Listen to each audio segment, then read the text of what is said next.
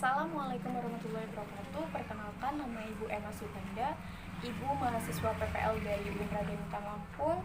Alhamdulillah pada kesempatan kali ini kita dapat belajar bersama meskipun hanya lewat video online atau via online.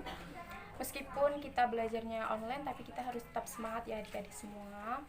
Dan untuk mengawali kegiatan pembelajaran pada hari ini, kita berdoa terlebih dahulu menurut keyakinan dan kepercayaan masing-masing. Berdoa dimulai. Berdoa selesai. Pada kesempatan kali ini, Ibu akan menjelaskan bab mengenai suhu dan kalor. Dan sebelum masuk ke materi, Ibu akan menjelaskan tujuan dari pembelajaran suhu dan kalor. Yang pertama yaitu agar kita dapat memahami konsep suhu, pemuaian, kalor, perpindahan kalor, dan penerapannya pada kehidupan sehari-hari. Yang kedua yaitu agar kita dapat menjelaskan hubungan antara kalor dan perubahan suhu pada benda. Serta yang ketiga, agar kita dapat menjelaskan hubungan antara kalor dan perubahan wujud pada benda. Tahukah kalian apa sebetulnya yang dimaksud dengan temperatur atau suhu? Suhu atau temperatur adalah tingkat panas dan dinginnya sesuatu benda. Nah, untuk mengukur suhu kita membutuhkan alat ukur suhu. Alat untuk mengukur suhu adalah termometer. Ada beberapa macam termometer, diantaranya adalah termometer untuk mengukur suhu ruangan, suhu tubuh, suhu air, dan lain sebagainya. Sementara berdasarkan bahannya, termometer terbagi menjadi termometer raksa dan termometer alkohol. Ada beberapa satuan atau jenis skala pada termometer. Yang pertama Celsius, lalu Fahrenheit, Kelvin, dan Reaumur. Setiap satuan tersebut memiliki satuan hitung atau skala yang tetap. Dengan skala tersebut, kita bisa mengubah satuan dari Celsius ke Fahrenheit atau Fahrenheit ke Reaumur dan seterusnya. Berikut ini adalah titik beku dan titik didih masing-masing satuan. Celsius titik bekunya 0 derajat Celsius dan titik didihnya 100 derajat Celsius. Sementara Fahrenheit titik bekunya 32 derajat Fahrenheit, titik didihnya 212 derajat Fahrenheit. Untuk Kelvin titik bekunya 273 Kelvin dan titik didihnya 373 Kelvin. Sementara Reaumur titik bekunya 0 derajat Reaumur dan titik didihnya 80 derajat Reaumur. Dari titik beku dan titik didih keempat satuan tersebut, kita bisa membuat skala untuk menghitung perubahan satuannya. Berikut ini adalah tabel konversi untuk merubah satuan suhu yang satu ke satuan suhu lainnya. Untuk mengubah satuan menjadi Celsius, dari Reaumur kita gunakan skala 5/4 dikali dengan suhu derajat Reaumur. Untuk mengubah suhu dari Fahrenheit menjadi Celsius, kita gunakan skala 5/9 dikalikan dengan dalam kurung suhu Fahrenheit dikurangi dengan 32. Untuk mengubah dari Kelvin menjadi Celsius, kita tinggal mengurangi suhu yang dengan satuan Kelvin dengan 273.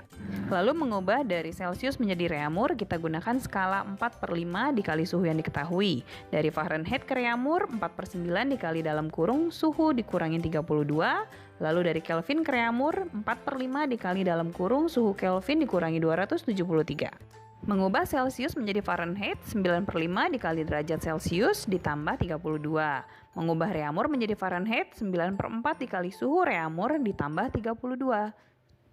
Kemudian untuk mengubah Celsius menjadi Kelvin adalah dengan menambahkan dengan 273, mengubah Reaumur menjadi Kelvin, 5/4 dikali derajat Reaumur ditambah 273. Selanjutnya kita akan belajar mengenai kalor. Apa yang dimaksud dengan kalor? Kalor adalah energi yang berpindah akibat adanya perbedaan suhu. Perpindahan tersebut terjadi dari suhu yang tinggi ke suhu yang rendah, artinya dari tempat panas ke tempat yang lebih dingin. Kalor akan memberikan pengaruh terhadap suatu benda. Jika benda dipanaskan, maka benda tersebut menerima kalor. Benda yang menerima kalor akan mengalami kenaikan suhu. Dari suhu yang tadinya rendah bertambah tinggi. Contoh benda yang menerima kalor adalah es yang mencair atau kayu yang terbakar. Benda yang didinginkan akan melepas kalor. Dengan kata lain, benda yang melepas kalor akan mengalami penurunan suhu dari suhu yang tinggi turun hingga menjadi suhu yang lebih rendah. Contoh benda yang melepas kalor adalah pada air yang membeku atau uap yang mengalami pengembunan.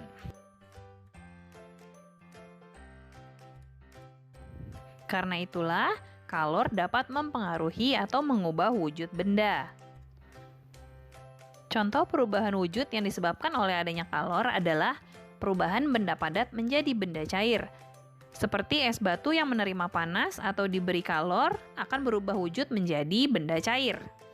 Proses tersebut, seperti di bab sebelumnya sudah kita bahas, disebut dengan proses mencair.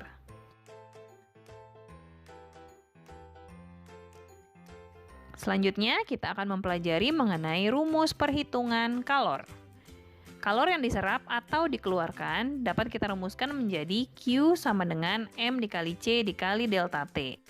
Q adalah kalor dengan satuan Joule, M adalah massa zat satuannya kilogram, C adalah kalor jenis zat dengan satuan Joule per kilogram derajat Celcius, sementara delta T adalah perubahan suhu, yaitu suhu akhir dikurangi dengan suhu awal. Selanjutnya kita akan membahas mengenai perpindahan kalor. Ada 3 macam perpindahan kalor. Yang pertama adalah konduksi. Konduksi adalah perpindahan kalor yang tidak disertai dengan perpindahan partikel-partikel zatnya. Contohnya adalah panas yang berpindah di sebatang besi. Berikutnya, konveksi. Konveksi adalah perpindahan kalor dengan disertai perpindahan partikel-partikel zatnya. Biasanya terjadi pada benda cair atau benda gas. Contohnya, air yang dipanaskan, panas tersebut akan menyebar seiring dengan pergerakan partikel air. Selanjutnya yang terakhir ada radiasi. Radiasi adalah perpindahan kalor tanpa melalui zat perantara. Contohnya panas matahari bisa sampai ke bumi melalui ruang hampa udara. Tidak semua benda atau zat bisa mengantarkan kalor dengan baik. Zat yang bisa mengantarkan kalor dengan baik disebut dengan konduktor. Contohnya adalah besi atau logam-logam lainnya.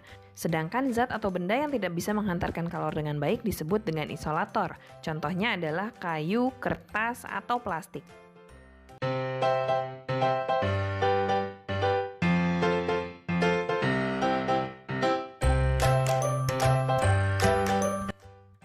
Apakah yang dimaksud dengan pemuaian? Pemuaian adalah bertambah panjangnya suatu benda akibat peningkatan suhu. Contohnya adalah pada rel kereta atau pada rangkaian kabel-kabel listrik. Pernahkah kalian memperhatikan rangkaian kabel listrik di pinggir jalan dari tiang yang satu ke tiang yang lainnya? Biasanya kabel-kabel tersebut dipasang secara kendur. Hal tersebut dilakukan dengan tujuan untuk memberi ruang pada peristiwa pemuaian sehingga mencegah kabel-kabel tersebut putus.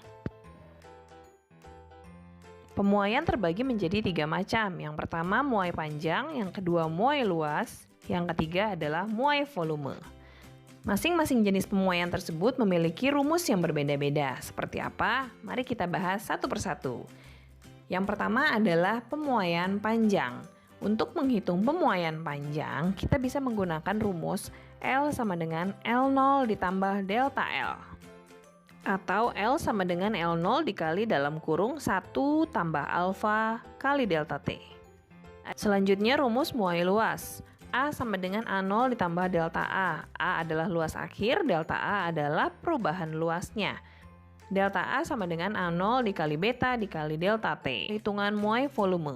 Volume akhir atau V sama dengan V0 ditambah delta V. Delta V-nya V0 dikali koefisien muai volume dikali delta T. V juga bisa dihitung dengan V0 dikali dalam kurung 1 tambah koefisien muai volume dikali delta T. Oke adik-adik, selesai sudah materi kita kali ini. Mudah-mudahan bisa dipahami dan bermanfaat untuk kalian semuanya. Jangan lupa dicatat ya. Pahami berulang-ulang, lalu coba berbagai macam contoh soal supaya kalian semakin paham dengan bab ini. Terima kasih untuk yang sudah menyimak. Jangan lupa tetap jaga kesehatan, gunakan masker, dan rajin mencuci tangan. Semangat terus belajarnya! Baik, itulah video pembelajaran yang dapat Ibu sampaikan. Apabila ada kesalahan, Ibu mohon maaf. Ibu akhiri, wassalamualaikum warahmatullahi wabarakatuh.